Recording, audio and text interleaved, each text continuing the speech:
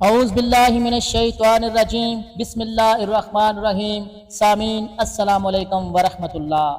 پردہ: کوئی مرد دوسرے مرد کے مقام سطر کی طرف نہ دیکھے اور نہ کوئی عورت دوسری عورت کے مقام سطر کی طرف دیکھے، نہ کوئی مرد دوسرے مرد کے ساتھ بغل گیر ہو کر ایک ہی کپڑے میں سوئے اور نہ ہی کوئی عورت دوسری عورت کے ساتھ بغل گیر ہو کر ایک ہی کپڑے میں سوئے۔ واضح رہے کہ آپ صلی اللہ علیہ وآلہ وسلم نے ران سے کمر تک مقام سطر قرار دیا ہے۔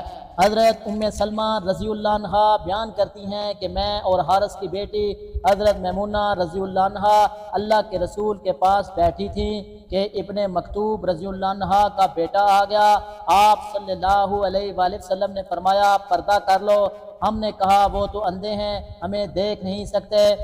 آپ صلی اللہ علیہ وآلہ وسلم نے فرمایا کیا تم بھی اندھی ہو اور اسے دیکھ نہیں سکتی؟ ایک شخص نے حضور اقدس صلی اللہ علیہ وآلہ وسلم سے عرض کیا کہ میں جب اپنی ماں کے پاس جاؤں تب بھی اجازت لے کر جاؤں؟ آپ صلی اللہ علیہ وآلہ وسلم نے فرمایا ہاں۔ اس نے عرض کیا کہ میں اور ماں ایک ہی مکان میں رہتے ہیں، فرمایا پھر بھی اجازت لیا کرو۔ اس نے عرض کیا میں تو اس کی خدمت کرتا ہوں۔ آپ صلی اللہ علیہ وآلہ وسلم نے فرمایا پھر بھی اجازت لیا کرو، کیا تم چاہتے ہو کہ اسے برنا دیکھوں؟ اس نے عرض کیا نہیں۔ آپ صلی اللہ علیہ وآلہ وسلم نے فرمایا بس اس واسطے اجازت لیا کرو کہ کبھی تم بے اطلاع چلے جاؤ، وہ برنا ہو۔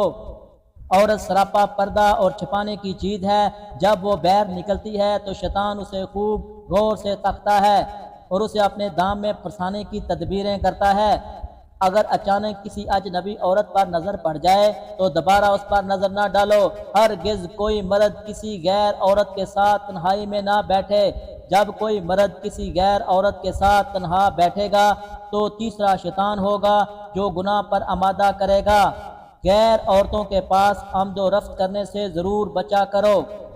کسی شخص نے عرض کیا کہ حضور صلی اللہ علیہ وآلہ وسلم دیور اور جیٹ کے متعلق کیا ارشاد ہے؟ آپ صلی اللہ علیہ وآلہ وسلم نے فرمایا وہ تو پوری موت ہے۔